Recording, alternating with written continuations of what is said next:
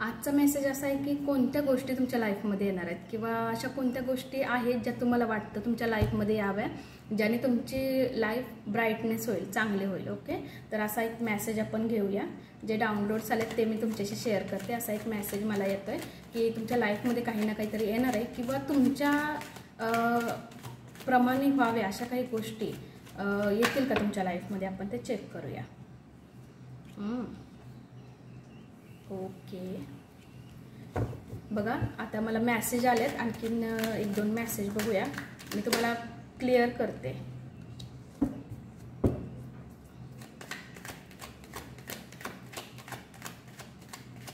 हा मेसेज जर माझा रेझोनेट झाला ना तुमच्याशी तर मला कमेंट बॉक्समध्ये नक्की लिहा. कारण तुम्ही जेव्हा मला कमेंट करता किंवा लिहिता त्याच्यामध्ये, त्यावेळेला बऱ्यापैकी मला पण थोडंसं एक क्लिअरिटी येते ना त्या गोष्टीची.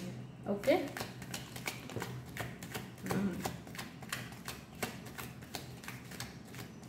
काय येणार आहे तुमच्या लाईफमध्ये, तुमच्या पद्धतीने गोष्टी होणार आहेत का बघूया आपण. बॉटमची एनर्जी पण चेक करूया. Yes, new beginning. Yes, new beginning तुमच्या लाईफमध्ये होणार आहे, काही ना काहीतरी होणार आहे. पण त्यासाठी कोणत्या गोष्टी तुमच्या लाईफमध्ये आत्ता सध्या चालल्यात किंवा येणार आहेत तुमच्या लाईफमध्ये या दिवसांमध्ये बघूया आपण. आहे तुम्हाला टेन्शन आहे बऱ्याच गोष्टींचं, म्हणजे एक स्ट्रेसफुल लाईफ तुमची झालेलं आहे. एकदम टेन्शन, म्हणजे एक टेन्शन खतम होते, दुसरं असं काहीतरी एकदम स्वतःला त्या गोष्टीमध्ये असं आकडून घेतो ना आपण, आणि आपल्याला काय मार्ग सुचत नाही, तसं काहीतरी डेफिनेटली तुमची सिच्युएशन झालेलं आहे. थोडंसं नर्वस आहात म्हणतो ना, एकट्याचा आपला रस्ता आपला आपणच निवडायचा, अगदी तसं काहीतरी तुमच्या लाईफमध्ये झालेलं आहे. प्रॉब्लेम काय होतं तुम्हाला सांगताय, तुम्ही जे हा विचार जो करताय ना त्याच्यामध्ये तिसरा कोणीतरी आहे डेफिनेटली. मग तुमच्या कामामध्ये किंवा तुम्ही असं काहीतरी गोष्ट कोणाशी तरी शेअर करता. काय असतं ना की आपल्याला एक सवय असते की आपण बऱ्याच गोष्टी आपण एकमेकांशी शेअर करतो, पण सगळेच शुभचिंतक नसतात. बघा तुम्ही विचार करा, शुभ होते म्हणून चिंता करणारे खूप जण असतात आपल्या आजूबाजूला. तसंच काही भाग आहे तुमच्या लाईफमध्ये झालेला आहे. बघा तुमच्याशी मेसेज रेझोनेट झाला तर मला सांगा. ओके, म्हणतो ना दोघात तिसरा असं काहीतरी होतंय. बऱ्याच अशा गोष्टी आहेत, मग तुमच्या रिलेशनमध्ये असेल किंवा तुमच्या कामासंदर्भातली कुठली किंवा घरातील एखादी गोष्ट तुम्ही तिसऱ्या कोणाशी तरी शेअर करताय. शेअर केल्यामुळे ना ती गोष्ट काय होते, अधिक वाढत्या. त्या गोष्टीचा परिणाम कमी होत नाही, त्या गोष्टीचा परिणाम अधिक जास्त तुमच्या लाईफवर होतोय. आणि हा कोणी घेऊन येत नाही, हे आपण जेव्हा आपण शेअर करायला जातो ना ती गोष्ट अधिक वाढत जाते. नेहमी लक्षात ठेवा. त्यामुळे शेअर शक्यतो कोणाशी करू नका. शेअर करा नाही म्हणत नाही, पण अशा गोष्टी करा किंवा अशा व्यक्तीशी करा जो खरोखर तुमच्या प्रामाणिकपणावर विश्वास ठेवणार आहे आणि तोही प्रामाणिक तितकाच असावा. ओके, तो दुसऱ्या कोणाशी शेअर नाही करणार. आता तर कोणी असं नाहीच आहे, सगळे आपलं एक मतलब झाला की सगळे इकडे तिकडं आपली बात बोलतात. स्वतःच म्हणतो ना कोणीच बोलत नाही, पण दुसऱ्याविषयी लगेच बोलायला. तर सेम हा प्रॉब्लेम होतो आपल्या लाईफमध्ये. आपली प्रगती होण्याच्या मार्गात जे अडथळे येतात ना ते आपलेच लोक असतात, आपल्याच आजूबाजूचे लोक असतात. आणि आपण विचार करतो की हा प्रॉब्लेम का होतो. काही प्रॉब्लेम होत नाही, आपण जे बोलतो ना, आपण जे शेअर करतो ना त्या गोष्टी ते लोक वाढवत असतात, त्यामुळे आपल्याला तो प्रॉब्लेम होतो. म्हणून मी जसं मगाशी बोलले ना की सगळे शुभचिंतक नसतात. शुभ आपल्या लाईफमध्ये होते, चांगलं होते म्हणून चिंता करणारे पण खूप जण असतात. तसं काहीच आहे. त्याच्यामुळे काय होतं, मग तो एक टेन्स पण आपल्या लाईफमध्ये येतो, एक कंटाळवाणा पण आपल्या लाईफमध्ये येतो की त्याच गोष्टीमध्ये त्याच गोष्टी आपल्या लाईफमध्ये येत राहतात. तर त्याच्यापासून थोडंसं दूर जा. आता मी तर म्हणते काही गोष्टी तुमच्या लाईफमध्ये जर व्यवस्थित येणार असतील किंवा याव्या असं तुम्हाला जर वाटत असेल तर तुम्हाला थोडंसं चेंज व्हावं लागेल. बघा तुम्हाला जर पटलं माझं सजेशन, मी जे सांगितलं आहे, तुम्हाला थोडंसं चेंज व्हावं लागेल. कारण काही गोष्टी बाहेर जाण्यासाठी आपण पण जिम्मेदार असतो. आपण जर त्या गोष्टी बाहेर बोलल्या किंवा सांगितल्या तर त्या तिसऱ्यापर्यंत पोचणार. त्याच्यामुळे थोडंसं केअरफुल राहा.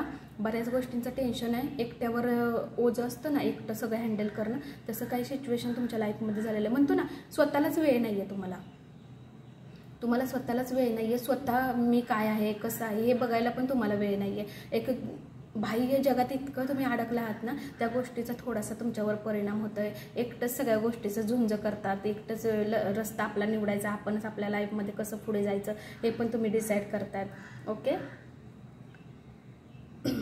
ही गोष्ट फक्त लक्षात ठेवा, काही गोष्टी सगळ्याच गोष्टी सगळ्यांशी शेअर करू नका. ओके, प्रॉब्लेममध्ये येतो, प्रॉब्लेम वाढतो त्या गोष्टीमुळे. चांगल्या गोष्टी जर आपल्या लाईफमध्ये हव्या असतील तर थोडंसं कंट्रोल करा. आपल्या त्या गोष्टी बाहेर नाही गेल्या पाहिजेत. आपलं काम होईपर्यंत कोणाला सांगायचं नाही.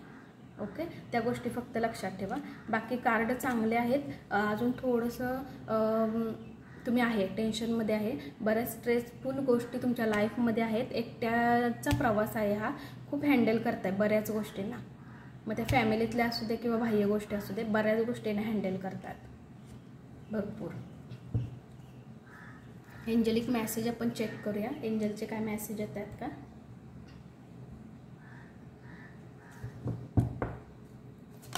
टेन्शन घेऊ नका कुठल्या गोष्टीचं. ओके, टेन्शन घेऊ नका आणि छान राहा तुमच्या लाईफमध्ये.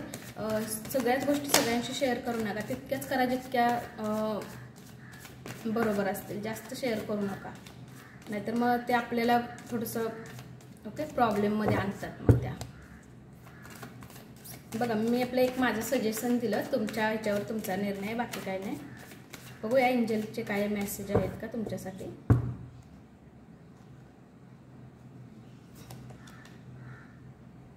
हां, नवीन संधी तुम्हाला मिळणार आहे. तेच मी तुम्हाला सांगते की तुम्हाला एखादी गोष्ट मिळाली तुमच्या लाईफमध्ये किंवा तुम्हाला जर काही गोष्ट मिळत असेल तर शेअर काय करू नका कोणाशी. ओके, नवीन संधी तुमच्या लाईफमध्ये तुम्हाला मिळते. फक्त तुमच्यापर्यंतच गोष्टी ठेवण्याचा प्रयत्न करा. एक साईन खूप छान दिलं आहे एंजलने तुम्हाला. एक म्हणतो ना, एक परफेक्ट साईन तुम्हाला दिलं आहे. आणि हे एंजलिक मेसेज खूप पॉवरफुल असतात. त्याच्यामुळे एक संधी तुम्हाला जर तुमच्या लाईफमध्ये मिळत असेल तर अजिबात जाऊन देऊ नका ती संधी. त्या संधीचा उपयोग असा करा ना की दुसरे लोक विचार करत राहिले पाहिजेत. आपण काय करतो, ते बोलून बसतो. आपलं काम व्हायच्या आधीच आपण ते बोलून बसतो. त्याच्यामुळे आपण प्रॉब्लेम होतो. ते काम तर होतच नाही सोडा, पण आपण अधिक त्या प्रॉब्लेममध्ये येतो. त्याच्यामुळं कोणाशी शेअर करू नका आणि जितकं होईल तितकं आपल्यापर्यंत गोष्टी ठेवण्याचा प्रयत्न करा. ओके, बघा माझा हा मेसेज तुम्हाला कसा वाटला मला कमेंट बॉक्समध्ये नक्की द्या. Thank you so much.